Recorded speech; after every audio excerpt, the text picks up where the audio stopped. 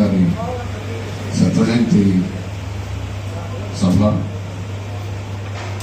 తర్వాత కాలంలో కూడా మనం అన్ని యూనియన్లు కూడా ఇటువంటి సభలు జరపాల్సిన ప్రాధాన్యత అనేది ఉంది.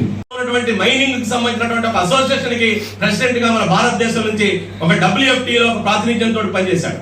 అందుకని ఇప్పుడు వీటన్నిటినీ మనం క్రోడీకరించుకున్నప్పుడు ఏంటంటే ఈ రోజు అంతర్జాతీయంగా సామ్రాజ్యవాదాన్ని వ్యతిరేకించే కర్తవ్యం CITU కర్తవ్యం, భారతదేశంలో కార్పొరేట్ మతోన్మాద శక్తుల్ని ఓడించడం అనేటువంటిది CITU కర్తవ్యం, భారతదేశంలో కార్మిక కర్షక ఐక్యతను సాధించడం, శ్రమజీవుల మధ్య ఐక్యతను సాధించడం, నయా ఉదారవాద విధానాలు ఓడించేదానికి ముందుకెళ్లడం మన కర్తవ్యం. రాబోయేటి కాలంలో ఇప్పటికే CITU కేంద్ర కార్మిక సంఘాలు ఒక నిర్ణయం కూడా తీసుకున్నాయి. రేపు ఫిబ్రవరి 5వ తేదీ రోజున కేంద్ర ప్రభుత్వం ఏదైతే ఫిబ్రవరి 1న బడ్జెట్ పెడుతుందో ఈ బడ్జెట్ పెట్టుబడిదారులకు వరాలు ఇస్తుంది, కార్పొరేట్ ట్యాక్స్ తగ్గిస్తుంది, వెల్త్ ట్యాక్స్ తగ్గిస్తుంది, వాళ్ళకి ఈ రోజు ప్రోత్సాహకాల పేరుతోటి అనేక రకాలైన రాయితీలు ఇస్తుంది. కానీ భారతదేశంలో ఉపాధి హామీ పథకానికి డబ్బులు ఇవ్వదు, ICDS కి డబ్బులు ఇవ్వదు, మధ్యాహ్న భోజన పథకానికి డబ్బులు కేటాయించదు, ఆరోగ్య రంగానికి డబ్బులు కేటాయించదు, అసంఘటిత రంగ కార్మికుల సామాజిక భద్రతకి కేటాయించదు, ఉన్నటువంటి కార్మిక చట్టాలు లేకుండా లేబర్ కోడ్ల పేరుతోటి మొత్తం కార్మిక వర్గాన్ని బానిసలుగా మార్చే విధానాన్ని ముందుకు తీసుకొస్తున్న క్రమంలో మనం బాలానందం నుంచి స్ఫూర్తి పొంది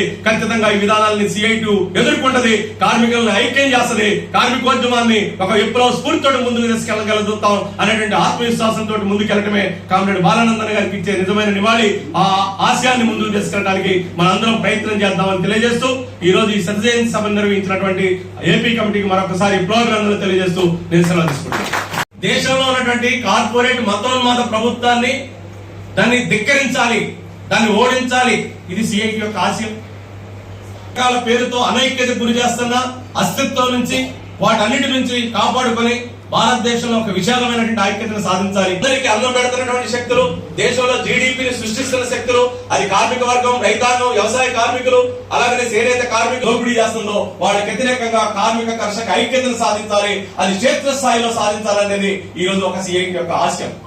అంతేకాదు CITU ఒక అంతర్జాతీయ దృక్పథం కలిగినటువంటి కార్మిక. అలాగే మనం చూస్తున్నాం ఈ దేశంలో క్యూబా లాంటి దేశాన్ని దిగ్బంధనం చేసి ఆర్థిక దిగ్బంధనం చేసి మందులు లేకుండా, ఔషధాలు లేకుండా, పాలు లేకుండా ఆ దేశాన్ని అనేక రకాలుగా నష్టం చేస్తున్న అమెరికా